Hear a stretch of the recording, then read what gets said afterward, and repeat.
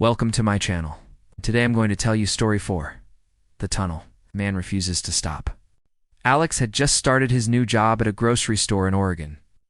It was a bit of a drive, and to get home from his shift, he had to take a narrow mountain highway that passed through a long, dark tunnel.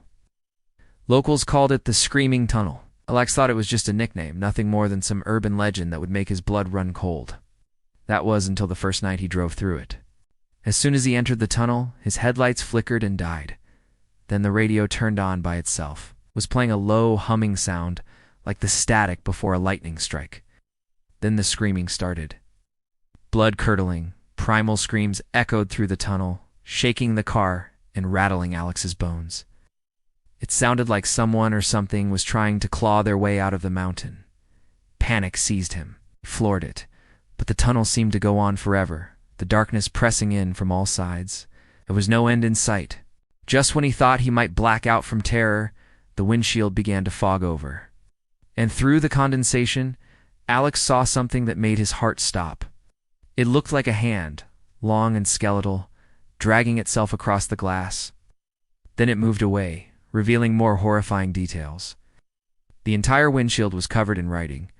"Turn around," it spelled out again and again. Turn around. Alex didn't. He couldn't. Fear had frozen him in place. All he could do was watch as the hand reappeared, beckoning with a finger. He forced himself to look away, to focus on the road. But the voice in his head was growing louder. "Turn around," it hissed. Turn around. Finally he did.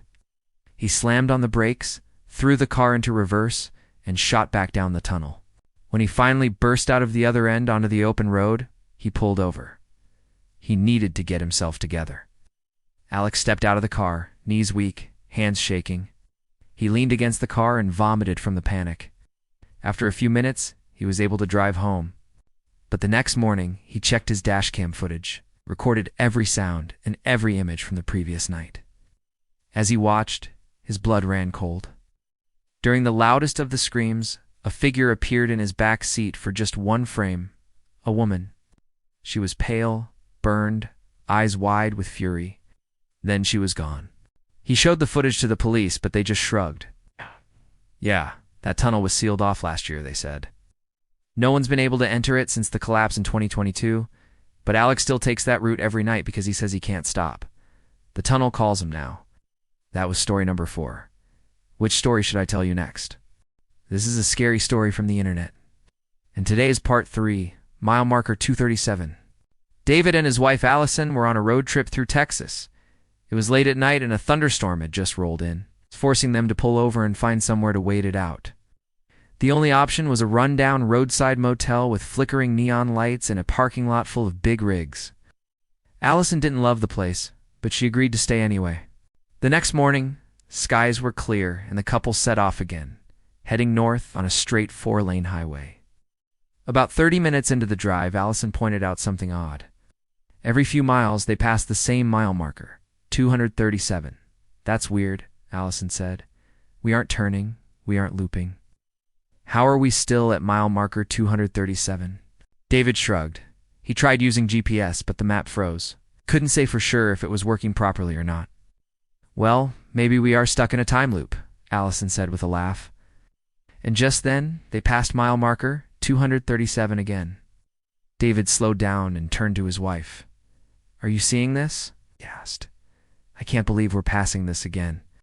Just then, a car appeared in their rearview mirror. At first it was just a dark shape, but as it got closer, David saw that it was a rusty old black sedan. It passed them.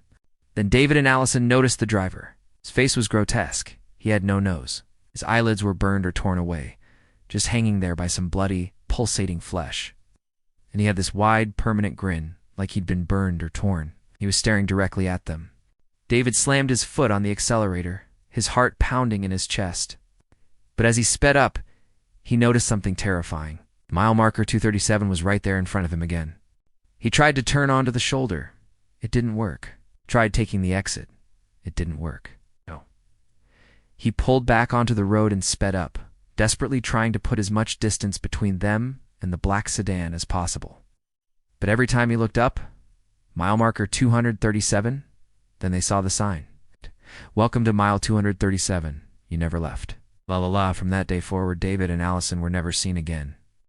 Weeks later, a young couple driving through Texas noticed a black sedan abandoned on the side of the road. They pulled over and called the police. As they approached the car, they noticed something strange. The engine was still running. They looked around, but there were no mile markers anywhere. They were in the middle of nowhere. The road stretched endlessly in both directions, just a black ribbon sizzling in the heat. The only sign of civilization was a gas station 2 miles back. That was also odd. Nobody ever stopped at that gas station. It was rumored to be haunted.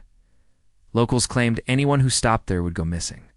Some said the ghosts of murdered truckers roamed the aisles, looking for revenge. Others said the ground beneath the gas station was cursed.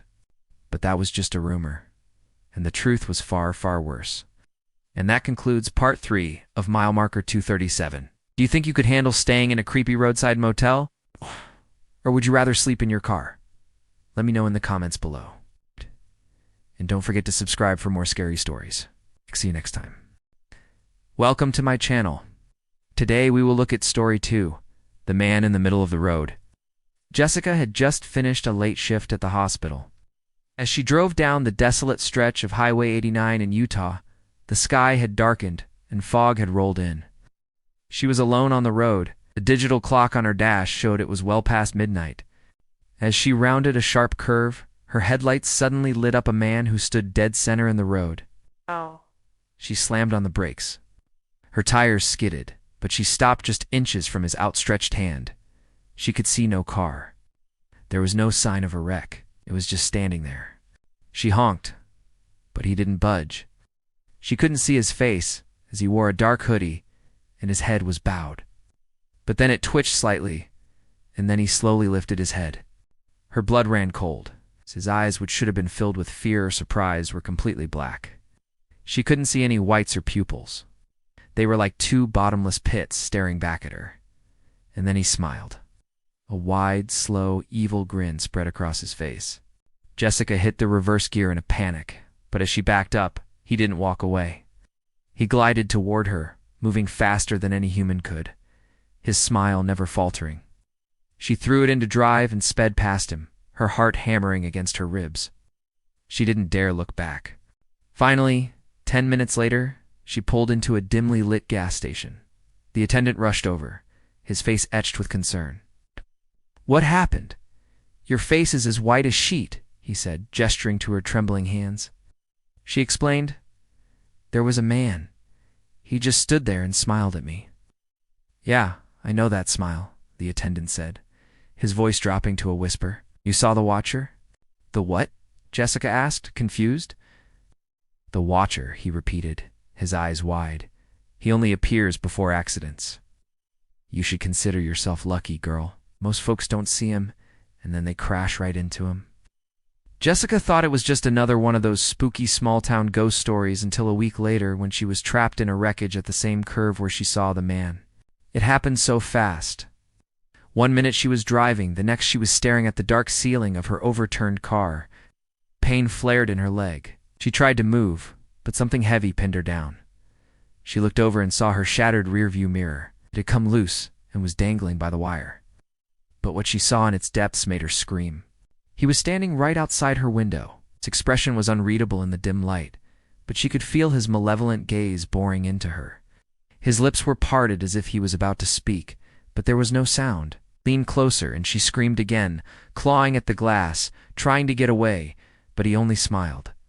That same chilling smile from the highway. Then he was gone. Jessica never saw the man again, but sometimes when she closes her eyes, she swears she can hear him whispering on the wind, his voice a hollow echo from beyond the grave. Welcome to my channel. This is the hitchhiker who wasn't there. Part 1. It was the summer of 2017 when Ethan was making a long-haul run from Denver to Billings, Montana. He was crossing a remote stretch of highway in northern Wyoming. It was nearly 3 a.m., and the only light for miles came from his high beams in the moon.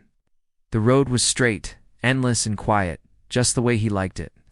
He'd been fighting sleep, sipping coffee, music low, when suddenly he saw her.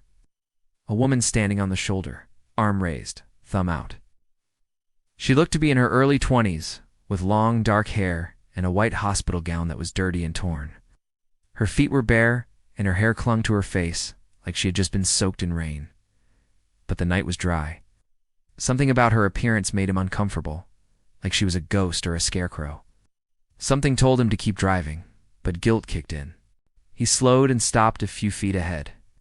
But when he looked in the mirror, she was gone. He opened the door, stepped out, flashlight in hand, and began walking back toward the woman. Nobody. The only sound was the wind and the crickets. Then he heard it. A whisper from inside his cab. "Thank you for stopping." He spun around. The passenger door had opened by itself, and the passenger seat, was wet. He slammed the door shut, jumped into the driver's seat, and floored it. When he passed a rusted sign that read, "In memory of Anna Keene, vanished here." 1982, he knew he had made the right call. The memory of Anna Keene was one of a kind. In the early 80s, a young mother of 2 vanished while hitchhiking near here. Her body was never found. Some said she ran away. Others said foul play was involved. He pulled over at the next rest stop, sat there for a few minutes trying to calm his racing heart and get his thoughts together. He needed to check his dash cam. If there was any other cars around, if there was any record of the stop or the woman. He didn't want to be too far away if she needed help. But when he reviewed the footage, there was no record of the stop. Just 30 seconds of static. Relief flooded him, but it was quickly replaced by concern. What if she needed help? Was she hurt? He continued on to Billings, stopping at the local police station to report the incident. But when they ran the plates on the car, it came back registered to a trucker who was supposed to be in Ohio. Oh God, was this some kind of sick joke? As he continued on to his next stop, he kept replaying the moment in his head. The look on the woman's face, the wet seat, the smell of decay. Had he picked up a hitchhiker? Or was he losing his mind? He tried to shake off the disturbing thoughts, but they only intensified as the miles went by. He pulled over again, needing a break, needing to clear his head. As he stepped out of the truck, he noticed something in the passenger seat, a small silver bracelet with a name engraved on it. Anna Keene. His gut twisted. Could it be? To be continued. Have you ever seen a ghost? Let me know your stories in the comments below. If you like this video, please give it a thumbs up and share it with a friend. Thanks for watching. See you next time.